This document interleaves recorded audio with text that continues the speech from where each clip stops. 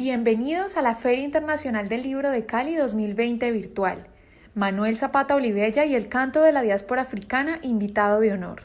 Del 15 al 25 de octubre en www.filcali.com. Organizan Secretaría de Cultura de Cali, Universidad del Valle y Fundación Spivak.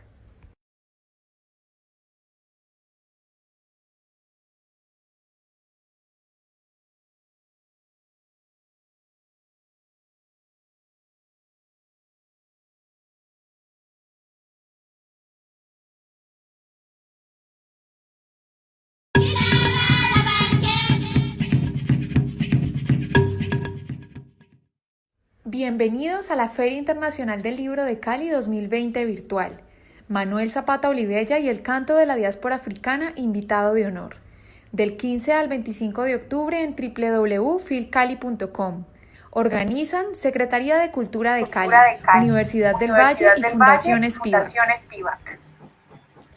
Buenas tardes. Agradecemos a todos por su asistencia y le damos la bienvenida a la Feria Internacional del Libro de Cali 2020 virtual, organizada por la Secretaría de Cultura de Cali, su red de bibliotecas públicas, la Universidad del Valle y la Fundación Spivak. Como invitado de honor, Manuel Zapata Olivella y el canto de la diáspora africana. Este es un evento apoyado por el Programa Nacional de Concertación del Ministerio de Cultura. A continuación, tenemos el gusto de presentar la charla ¿En realidad Cali fue precursora? Nos acompaña el día de hoy el señor Armando Barona Mesa, escritor de disciplinas múltiples, abogado estudioso y prolífico ensayista. Ha sido columnista de periódicos nacionales y autor de libros sobre apartes y personajes de la historia de nuestro país. Sin embargo, ha tenido tiempo para desempeñarse en las corporaciones elegidas popularmente hasta llegar al Senado y vestir los alamares diplomáticos como embajador en Polonia, en las Naciones Unidas y en varios foros mundiales. Este es un evento concertado con la Gobernación del Valle del Cauca, con el apoyo de Telepacífico. Bienvenidos. Muy buenas tardes. Es usted muy querida. La saludo con mucha amabilidad y cordialidad, y a todas las personas que están oyendo lo que voy a decir en esta charla. Ordinariamente hay personas de talento y de cultura que en Cali se atreven a discutir que el grito, el cabildo del 3 de julio de 1810 no tuvo ninguna trascendencia como un grito de independencia local. Ellos lo sostienen porque en el acta respectiva se habla de que había ocurrido una gran tragedia en España. Napoleón se había metido, había destronado al rey Carlos IV, padre, y al hijo Fernando VII, que acaba de darle un golpe de estado en Aranjuez. El castillo de Aranjuez en ese momento era la capital de España. Allí le dio un golpe de estado el rey Fernando VII de 16 años, y derrocó a su padre y puso preso a Manuel Godoy, que era el primer ministro que tenía el rey. Dice Manuel Godoy, era un personaje que se hacía llamar el príncipe de la paz, como algunos que hay aquí en Colombia actualmente. Manuel Godoy era el príncipe de la paz, y hay tantos aquí en Colombia. Le dieron el golpe de estado. Él además era el amante de una mujer muy fea, que era la esposa de Carlos IV. Ella era la amante de Godoy. Se desenvuelve ese golpe de estado y luego Napoleón los manda a llamar a una población vecina francesa llamada Bayona. En Bayona les exige tanto al padre como al hijo que declinen su nominación de reyes y lo declinen en favor de Napoleón. Napoleón pone a un hermano suyo llamado José, y José se hace rey de España. En ese momento los españoles, que tienen una inclinación muy grande al nacionalismo, rechazan a los españoles. Mientras tanto, se produce por José Bonaparte, a quien van a llamar los españoles Pepe Botella, y se produce una revolución. Él entra a arrasar con unas tropas y llega hasta Sevilla.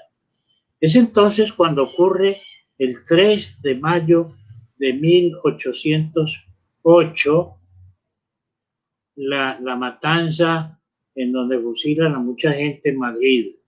El pintor Francisco Goya hace un cuadro muy famoso en el que reproduce eso. Se reúnen gran parte de los vasallos del rey Fernando VII y elaboran primero en Sevilla, de donde lo saca Bonaparte, como ya lo dije, y se reúnen en Cádiz, en Ciudad de León. Cádiz tiene una bahía grande, allí hay una ciudad que se llama León y la otra, la ciudad es Cádiz. Entonces allí se instalan unas cortes y se declara la guerra a Napoleón. Era una guerra clandestina. Entran en una lucha. Hay que incluir allí otro episodio. Hay un personaje extraordinario, el precursor de la independencia americana, que se llama Francisco de Miranda. Francisco de Miranda es nacido en Caracas. Su padre era un español que había llegado allí y que había montado un almacén de telas, pero se hace rico. Entonces, Miranda es un hombre rico y se va a hacer carrera a España. Francisco de Miranda es un hombre apuesto. Fue después, a mí me parece que el hombre más grande que haya nacido en América, más grande incluso que George Washington. Entonces Miranda se va a España, se compra un puesto de capitán del ejército, como es un hombre rico, y entra al ejército, pero los españoles a los criollos, él es un criollo, entonces lo dan con el codo, lo hacen a un lado. La vida de Miranda es una vida absolutamente fascinante. Tengo un libro que escribí llamado Nariño y Miranda, dos vidas paralelas. Me gustó escribir ese libro, que en realidad son dos, una biografía de Nariño y otra biografía de Miranda.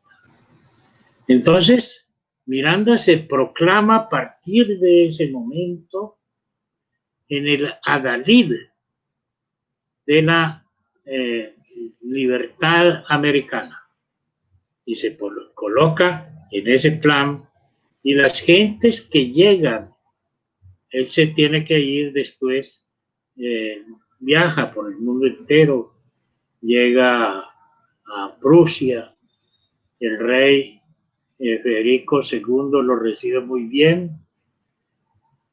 Hay una cosa muy importante que destacar allí, y es que son masones. La masonería ha impulsado el gran movimiento del pensamiento liberal y de la independencia y contra las monarquías que fueron fatales. Todo el mundo sabe eso. Miranda sigue un viaje de allí, se va a Italia, recorre las catatumbas y luego sigue a Grecia, estudia ávidamente todo y después sigue a Rusia. Miranda es un hombre apuesto, imponente, de una gran conversación, políglota. Habla perfectamente inglés, habla perfectamente francés, habla perfectamente italiano, habla griego y llega a hablar ruso. Entonces la emperatriz Catalina II de Rusia, que es una mujer nacida en Prusia, casada con un monarca que era realmente un cretino. Ella lo pone preso cuando él la va a matar y lo hace morir en la prisión. Pablo II se llamaba. Entonces Miranda entra y aquella dama, aquella reina, se enamora perdidamente de él. Él le explica a ella lo hace conde y lo hace coronel, y él le explica a ella que lo más importante para él, para su vida, es buscar la independencia de su país, es decir, de Venezuela. Pero ya tiene en mente la independencia de todo el continente suramericano. Esta vida de Miranda es una vida absolutamente fascinante. Cuando él, que crea la bandera de Colombia allá en Rusia, la emperatriz le dice, ¿cómo te vas a ir? Él dice, debo irme porque tengo que ir a atender la revolución y la independencia de mi país y de América. Dice, pero la bandera de Colombia, que ese es el país con el que yo sueño, te tendrá a ti en su recuerdo. Esto poca gente lo sabe. Dice, porque tendrá tu cabello rubio, amarillo, tendrá tus ojos azules y el destello carmesí de tu boca. Allí hizo la bandera de Colombia y nunca la abandonó. Regresó, entró a Francia, que está en plena revolución, y entra allí. Mandan en Francia los girondinos, casi todos son masones, y entonces Miranda es acogido por ser masón, por todos muy bien, y se hace un general de la revolución, y como general llegaron a ascenderlo a mariscal. Pero cuando llega el régimen del terror y está el señor Maximiliano Robespierre como el déspota que se anticipa a las revoluciones de Marx y de Engels y de Trotsky, entonces comienza a matar y se inventa la guillotina y comienza Robespierre a matar a todos. Mete preso a Miranda.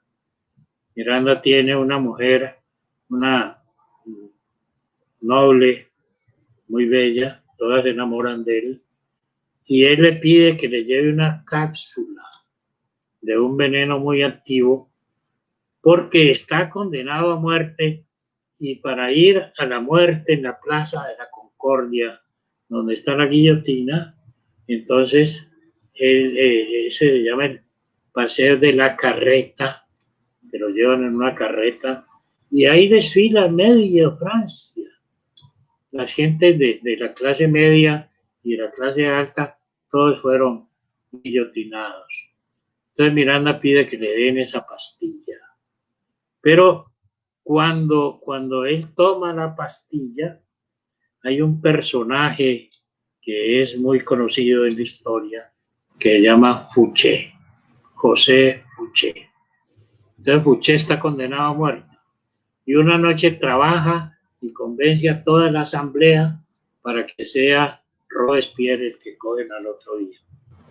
Cogen a Robespierre y lo llevan en el paseo de la carreta, le disparan acá, y Miranda y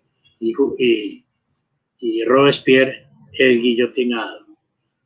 Después de un rato, Napoleón llega a conocer a Miranda. Y dice una frase de Miranda muy diciente. Dice, es un Quijote cuerdo, o sea, la plenitud de un cerebro, pero era un Quijote. Entonces Miranda se regresa a Inglaterra, donde el primer ministro lo quiere, lo destaca mucho, y siempre fingen una ayuda para ella. Voy a plantear entonces qué ha pasado cuando Miranda regresa y cuando el rey, el primer ministro, le ofrece esta vez sí ir a América en una excursión libertaria.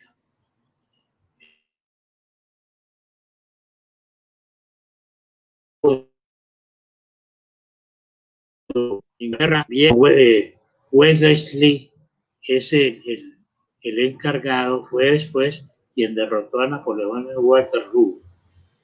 Y entonces le desbaratan la Avenida América. Miranda queda muy frustrado. Yo les voy a leer en este libro, La Cali Precursora, les voy a leer estas palabras preliminares. El hombre es superior a su propio destino porque trasciende la muerte y porque sus acciones tienen el poder de cambiar la vida, la civilización y la historia.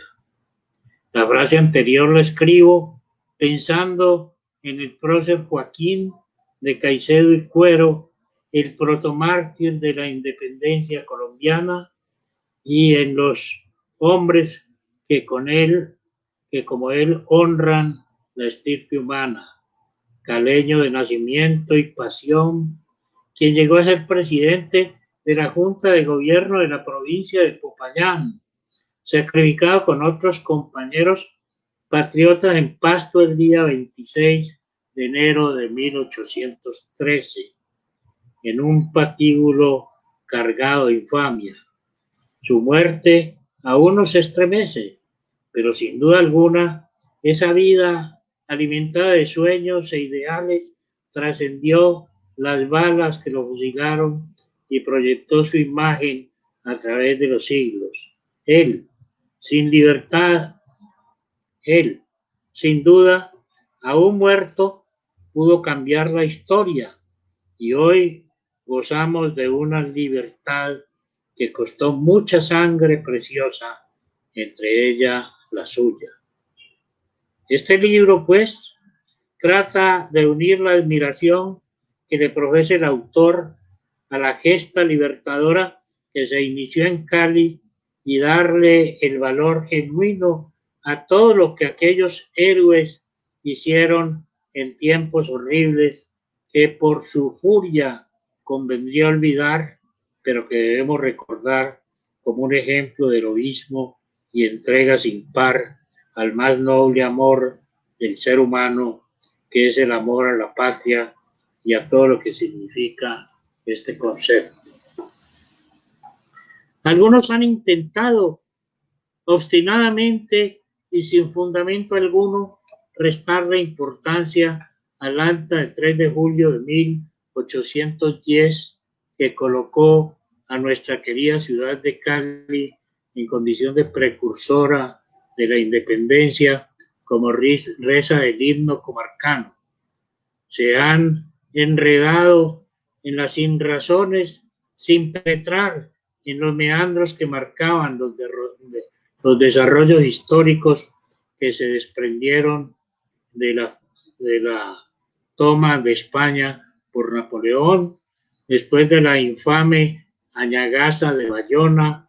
Esa fue una coyuntura histórica que cambió la marcha de los pueblos indoamericanos y los decidió a iniciar la epopeya de la independencia con tímidos pasos y palabras iniciales de cálculo y prudencia, pero en una clara decisión de libertad e independencia que se encuentra en cada uno de los documentos que ha sido preciso incluir en el texto. No obstante, saber que son un tanto engorrosos. Detrás de esta entrega que coincidió en todos los países de habla hispana, el subcontinente americano estaba pensando, el pensamiento vivo de Francisco de Miranda, el gran precursor, como se demuestra con documentos y cartas que se incluyen en las páginas de este libro.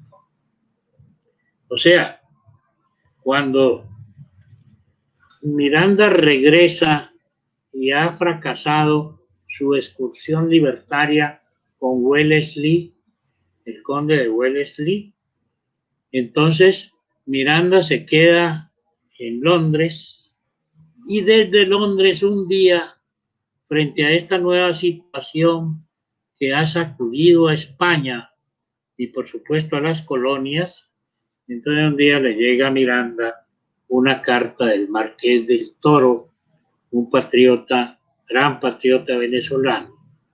En esa carta, Miranda les dice que ensayen hacer unos cabildos, pelear, ir a iniciar una revolución contra España era mortal, brutal, eran pavorosos, podían matar 3 veces a alguien, lo descuartizaban. El que se metía allí, como Caicedo y Cuero, todos sabían que iban a morir. ¿Quién era Caicedo y Cuero? Era de una familia rimbombante, habían comprado el título de alférez real. Los reyes vendían todos los títulos nobiliarios, los empleos, todo era vendido. La corrupción no es de ahora, la corrupción viene desde siempre, y sobre todo en España, en esa época de la monarquía. Entonces, el Marqués del Toro le escribe a Miranda diciéndole que qué deben hacer, que se ponga al frente para que inicie una batalla libertadora. Miranda contesta la carta con una bella carta, en la cual le dice que aproveche la situación en la que todo el pueblo está en favor de aquel muchacho de 16 años, que era Fernando VII, a quien entonces en España todos llamaban el deseado. Pasados los años, se lo llamó Narizotas. Y ese Fernando VII fue uno de los más crueles que haya habido, no solamente en estos países americanos, sino en la propia España. Fernando VII le tocó ser el iniciador de unas guerras intestinas que llamaron las guerras carlistas en España, que fueron mortales, terribles. Fernando VII fue sumamente cruel. Entonces le dice Miranda al Marqués del Toro que haga circular esas cartas. Miranda ya tiene un nombre que va desde la Patagonia, la Argentina, a Chile. Y todos ellos son militantes de unas logias masónicas que ha fundado Miranda, los Higgins, todos los que fueron grandes patriotas americanos. De modo que la correspondencia de Miranda no solamente llega a Caracas y a Venezuela, sino que llega a Colombia. ¿Y qué les dice? Que hagan unos congresos, unos cabildos que asuman el poder, para que no vayan a llegar los franceses a tomarse el poder en América.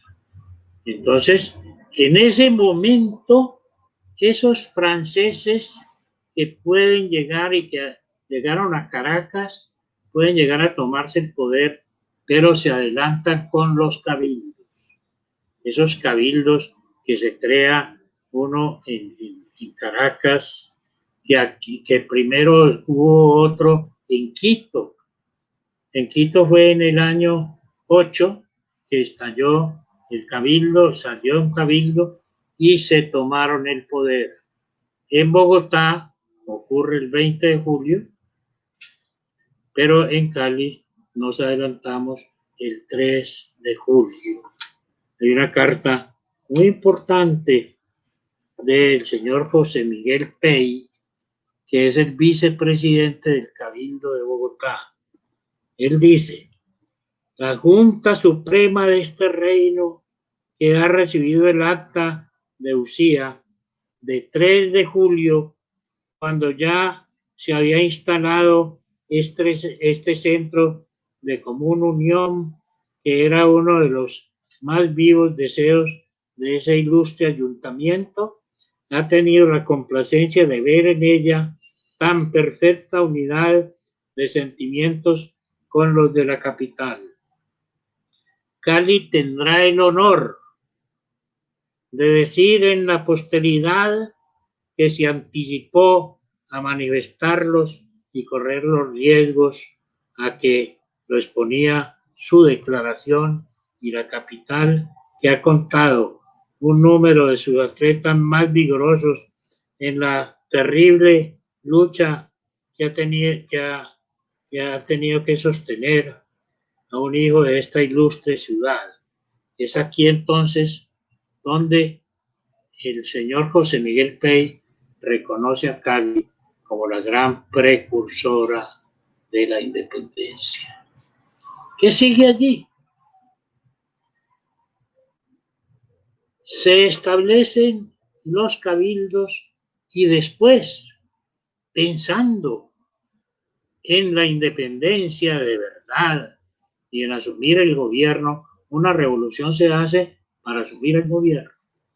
Entonces se conforman las ciudades confederadas.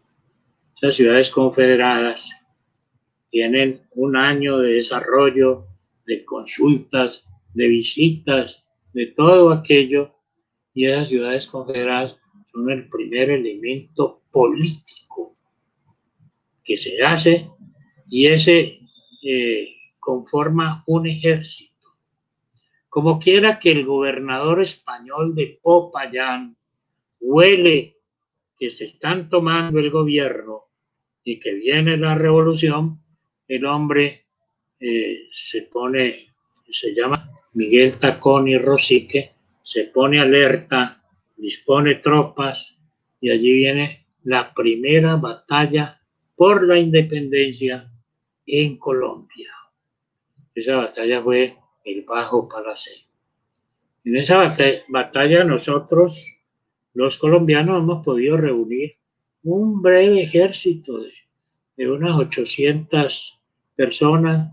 Luego llega unos refuerzos de Santa Fe, y con esos refuerzos enfrentamos a Tacón y Rosique llegando a Popayán. Tacón y Rosique es derrotado, llega a Popayán y huye. En Popayán hay una casa de moneda, es decir, donde se fabrica moneda, y se ha recibido todo el oro de los ríos cercanos. Toda esa cordillera está llena de oro aún ahora. Y hacen una casa de moneda, Tacón y Rosique se la lleva. Caicedo y Cuero es nombrado presidente de la Junta de Popayán. Nosotros pertenecemos al Cauca, y entonces se va a perseguir hasta Quito a Tacón y Rosique, pero él logra, y luego ocurre la otra segunda batalla de independencia, que se celebra en el Pacífico.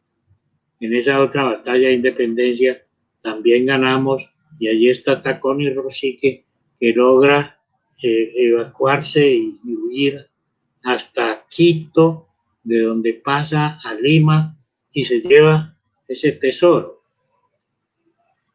Esa epopeya fue una epopeya triste. Caicedo y Cuero regresa, le ha entregado todo, siendo una familia tan rica, tan importante. Todo lo ha sacrificado. Cuando él se va de Cali, su señor está esperando un hijo que nunca lo pudo conocer. Y entonces Caicedo y Cuero, el protomártir, primer mártir de la independencia colombiana, llega a Pasto, de regreso de Quito. En Pasto lo ponen preso. Por allí ha llegado un joven norteamericano que se enrola en las filas independentistas en Popayán y se llama Ernesto Macaulay. Macaulay va a pelear en Pasto y en ese momento ponen preso a Caicedo, que ya no tiene tropas, y ponen preso a Macaulay y a ambos los condenan a muerte. ¿Quién? Con Tomás de Santa Cruz y Caicedo con Z. Ese era primo hermano de Joaquín de Caicedo y Cuervo. Y con toda la cosa, sin ningún sentimiento piadoso, lo fusilan. Voy a leer la contracarátula del libro. En la mañana del 26 de enero, en esa estación de lluvias, amaneció fría, con llovizna pequeña y picante. Se inició antes de las 11 el redoble de tambores y el desfile de cuerpos macilentos hacia la plaza principal en medio de los rezos del padre Manuel Delgado y Narváez. Caicedo, quizás por el frío o porque su uniforme se componía de una capa blanca, seguramente raída por el tiempo y el maltrato, la lucía con la dignidad de quien conoce su valor y el transeúnte sentido de la suerte. Ahora perdía él la vida, pero las cosas cambiarían y la libertad se abriría espacio entre los hombres y en la geografía de ese país que amaba y que apenas estaba naciendo. En la plenitud de la vida, iba a cumplir 40 años, caminaba erguido y sereno, como lo acredita el testigo presencial general Eusebio Borrero, que antes se vio. A su lado marchaba el joven norteamericano Alexander Macaulay y los 10 seleccionados por la suerte del diezmo, señores Juan Mata Rivera, Juan Tavares, Alejo Rayo, Luis López, Manuel Lazo, Bernardo Pardo, Raimundo Redondo, Joaquín Cuellar, Joaquín Esguerra, Manuel Herrera, Vicente Mejía, José María Jaramillo y Narciso Liscano. En la lista hay 13 y fueron 10. Los otros 3 no se supo por qué no concurrieron a la cita macabra ni tampoco quiénes eran. En la plaza los vendaron y ante unos oídos que seguramente ya no oían, se dieron las órdenes militares con voz de mando que terminaron en la palabra fuego. Todos cayeron. Pero de un cuerpo se oían salir unos gemidos. Los soldados se acercaron al desgraciado y a pesar de algunas voces conmiserativas pidiendo que le perdonaran la vida, le propinaron el tiro de gracia, detrás de lo cual siguió el silencio. Esa fue la muerte de Caicedo y Cuervo. Aquellos despistados que piensan que no tenía valor el grito del 3 de julio, allí tienen una respuesta. Allí hoy un mártir que no estaba peleando por el rey, que podían utilizar, siguiendo el consejo de Miranda, el nombre del rey, pero que estaban buscando la independencia americana. Esa pelea se inició aquí y siguió en Bogotá y siguió en Caracas y siguió en Paraguay y siguió en Quito y después siguió en Lima y nosotros fuimos, y en Chile, y nosotros fuimos con Bolívar a libertar a Lima. De modo que lo que queda palpariamente demostrado es que esto no era un grito insulso y tonto para que viniera el rey a gobernar desde América por la Nueva Granada, no. Este era un grito de verdad de gentes que entregaron su vida, que perdieron su riqueza. La vida de Caicedo y Cuero y de su familia fue muy triste en adelante. Todo lo perdieron, todo se lo quitaron. Había, en la batalla del Bajo Palacé, estaban dos hermanos, dos primos, que ambos eran de apellido Cabal Barona. Ambos eran dobles primos. Uno se llamaba Miguel Jaime y el otro se llamaba Miguel. Era un capitán. Este personaje, Cabal Barona, cuando un soldado vencido ya los españoles, un soldado granadino va a matar a un español, llega y le salva la vida al español y enfrenta al patriota granadino y lo hace ir. En ese momento, el español salvado, teniendo movimiento, saca su pistola y mata a Cabal Barona. Era la clase de héroes, esa era la clase de personajes que entraron en una batalla inmensa. Nosotros no sabemos cuánto valor tiene como héroe Joaquín de Caicedo y Cuero y ya nos enseña historia en los colegios. Por eso escribí este libro, para que pudiera de alguna manera y algunos estudiosos servirle para leer esa historia. Y quiero decir como parte final, anunciando que después, si algunos quieren, de los que me están oyendo, hacer alguna pregunta o alguna participación, con mucho gusto lo oímos. Pero quiero decir que cuando ya se instala el monumento a Caicedo y Cuero, esa se llamaba la Plaza de la Constitución, la Plaza de Caicedo de hoy. Entonces aquí hubo un obispo llamado Luis Adriano Díaz. A Caicedo y Cuero lo habían traído de Pasto, donde estaba enterrado en la iglesia en cuyo atrio lo fusilaron. Y depositaron esos restos en la Catedral de Cali. El obispo Caicedo y Cuero, el obispo Luis Adriano Díaz mandó a desocupar la bóveda donde yacían los restos del gran líder Caicedo y lo mandó a tirar a los áreas comunes. De manera que hoy en día ni siquiera tenemos los restos, pero tenemos una memoria grata del héroe, del hombre formidable, maravilloso, que nació en Cali y no pudo morir, pero que lo llevamos en nuestro corazón. Gracias. Señor Armando, muchísimas gracias. Tenemos una pregunta. Sí. ¿Por qué para algunos colombianos sigue siendo Santa Fe la precursora y no Cali? ¿Qué ha faltado para divulgar la importancia de Cali?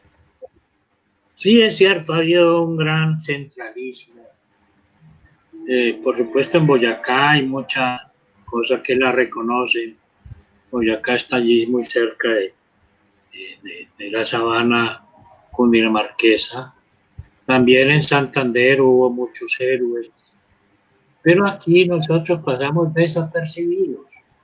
Por eso la Academia de Historia del Valle del Cauca tenemos un proyecto y hemos estado buscando que el alcalde de Cali nos oiga y nos atienda. Podríamos buscar incluso hacer ese gran monumento que sería un obelisco con la participación del sector privado. no hay un obelisco en Colombia, como lo hay en Washington y en Buenos Aires. Nosotros queremos que haya un obelisco de homenaje a las ciudades confederadas. Si el alcalde pudiera oírme, bien, le recuerdo. Si no pudiera oírme, pues, gracias. Señor Armando, también nos preguntan, ¿dónde se puede conseguir la obra? Esta obra estuvo en la Librería Nacional y allí vendieron muchos. Ayer mandé a preguntar y no queda sino uno. Se va a volver a enviar. Pero seguramente vamos a aprovechen. Porque vale la pena este libro. Yo no lo escribí por ambición de nada, sino para que la gente de Cali, que la mayoría no son de aquí, pueda tener acceso a este libro. Esa es la estatua de Joaquín de Caicedo y Cuero coloreada. No se está viendo, póngaselo sobre su cara. Señor Armando, tenemos otra pregunta. ¿Qué otras publicaciones suyas vienen en camino? ¿Qué esperamos? Estoy trabajando en un libro sobre Bolívar, su gloria y su fase final, se va a llamar. Este es un libro. Bolívar es un hombre con contradicciones, con debilidades, con errores, como todos los seres humanos. Pero Bolívar fue un gigante del pensamiento y de la libertad. Sus últimos días fueron muy tristes y quiero volver a escribir sobre ese tema, volver a ver a Bolívar desde su parte psicológica, lo que realmente estaba pensando Bolívar. Llevo ya un tiempo, la pandemia me ha servido mucho para escribir esa obra. Este año. Señor Armando, otra de las preguntas que nos envían es ¿por qué escribir acerca de los personajes de la historia de nuestro país? Bueno, no solamente de nuestro país. Yo tengo una obra en 3 tomos que se llama Momentos y personajes de la historia universal. Esa obra me gustó mucho escribirla. Hoy en día no se consigue. Pero allí está la historia del ser humano, de sus civilizaciones. También he escrito de otras partes, he escrito de mitología griega. Biblioteca Virtual Miguel de Cervantes. Y por cierto, mi hija Marcela las ha hecho, esas obras todas están en la Biblioteca Virtual Miguel de Cervantes Saavedra de Madrid o de España. Es la biblioteca más grande virtual que existe. Cualquiera puede encontrar allí una de esas obras mías, entre ellas Cali Precursor. Bueno, señor Armando, tenemos saludos también para usted. Su hijo Diego Barona dice: muchas gracias, padre, por esta conferencia. Muy orgulloso y honrado de escucharte desde Canadá. Él está ya el primer secretario en la embajada. Agradecemos también a Nelson Acosta, Carlos Palau, Diego Barona. Nos escribe Edgar Volverás, nos escribe también Henry García. Hay muchas personas conectadas con nosotros. Nos dice Ángela Rosa Giraldo: doctor Armando, muchas gracias por su maestría presente en esta charla. Muchísimas gracias a todos. Un saludo muy cordial.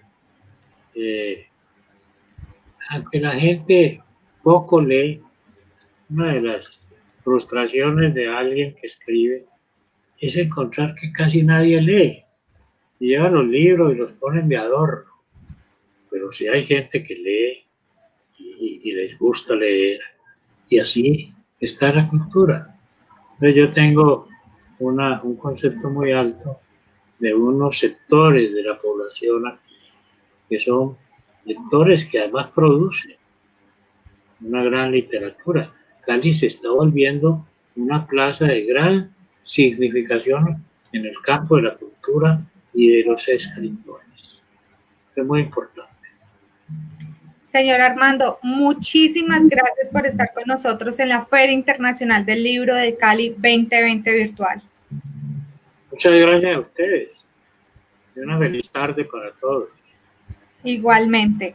Muchísimas gracias también a la Gobernación del Valle y a Telepacífico por su apoyo y a ustedes por conectarse con nosotros. Los invitamos a conocer nuestra programación y la oferta editorial que se encuentra disponible en la página oficial de la FILCALI 2020, www.filcali.com. Muchísimas gracias.